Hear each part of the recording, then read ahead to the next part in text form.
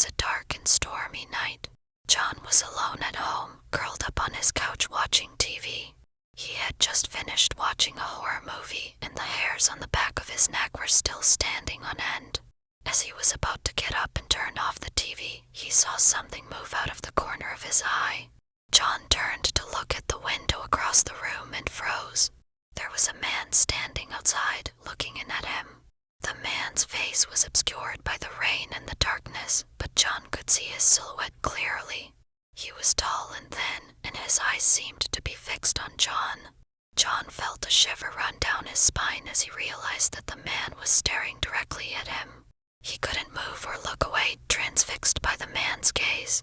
Suddenly, the man raised a hand and pressed it against the window pane as if trying to reach out and touch John. John jumped off the couch and ran to the window, heart racing. But when he got there, there was nobody outside. The rain was still pouring down, but the man had vanished without a trace. John stood there, panting and confused, wondering if he had imagined the whole thing. But the feeling of the man's cold hand on the window pane stayed with him for days, a haunting reminder of the creepy encounter. In the days that followed, John couldn't shake off the feeling that he was being watched. Every time he looked out of his window, he half expected to see the man's face staring back at him. But the man never appeared again.